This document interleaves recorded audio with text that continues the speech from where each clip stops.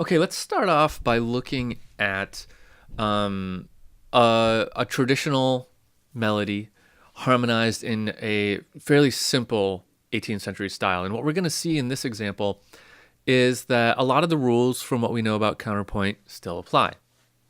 For example, looking at this without even hearing it, you can see that the counterpoint is a one-to-one relationship. For every note in the bass line, there's a note in the melody.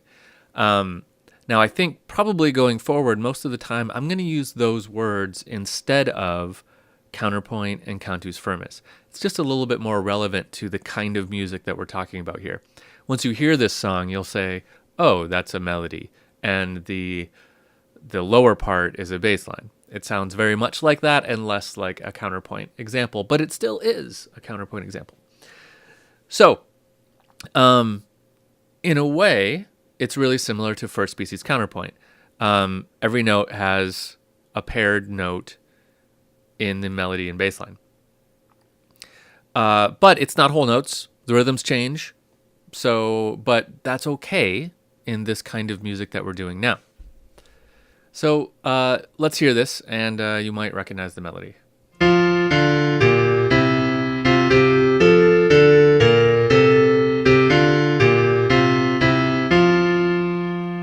Okay, that's My Country 'Tis of Thee, kind of American folk song, hymn, or something like that.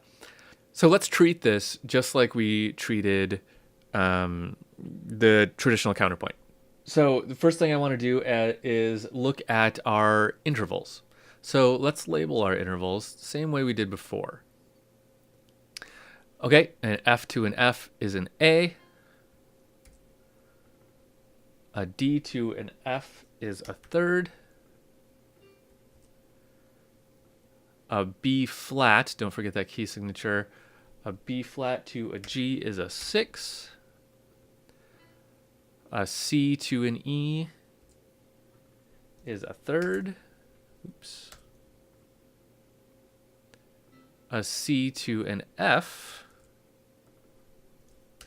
is a fourth, which is a dissonance still, but sort of. We'll come back to that. A C to a G is a fifth. An F to an A is a third. Oops. A D to an A is a fifth. A B flat to a B flat is an octave. A C to an A is a sixth. A C to a G is a fifth. A D to an F is a third. A B flat to a G is a sixth. A C to an F is another fourth. A C to an E is a third. And an F to an F is an 8. Okay, so there's my intervals. Now let's look at the kind of motion we have here. Remember that we have a few different types of motion. Contrary motion is the one that we like the most. That gets used more than anything else in traditional counterpoint. In this kind of counterpoint, we still lean on contrary motion as much as possible, but we also have a stronger use of oblique motion. Remember, oblique motion is a situation like right here, where one note stays the same. So it's kind of odd motion because only one voice is moving. That's called oblique motion. So let's do this. Let's call that O for oblique motion. Let's put it at the bottom here. So between these two notes, or actually these four notes, I suppose, it's oblique motion.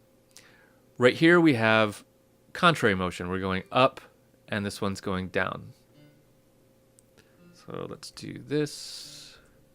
Oops.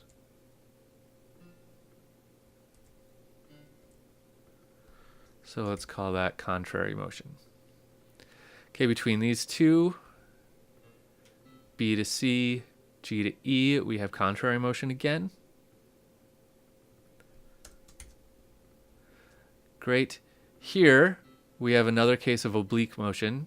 This voice is going up. This one is staying the same. So we call that oblique motion.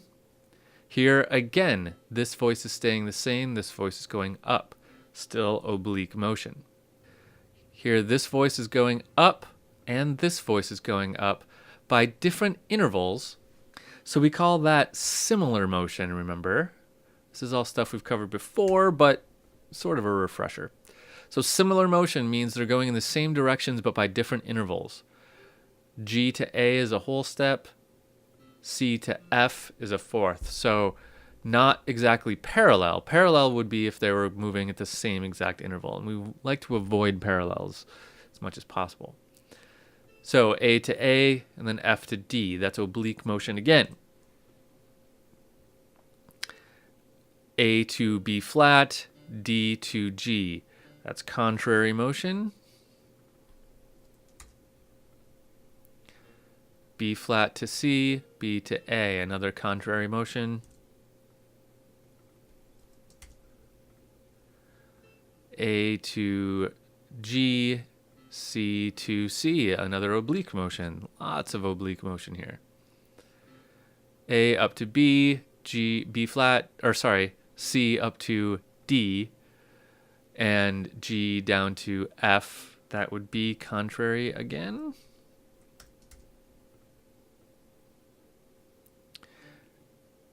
D down to B flat, F up to G, another contrary motion.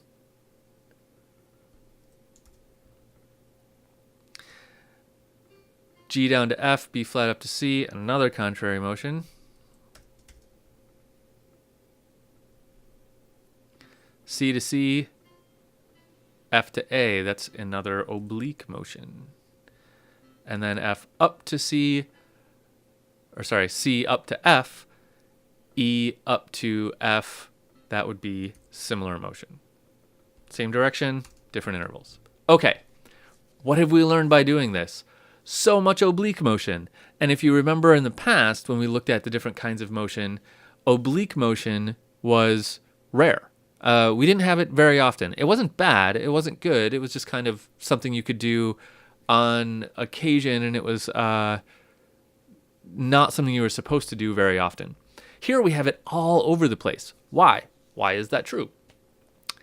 The reason is we're getting more kind of sing-songy here. We're getting more melodic.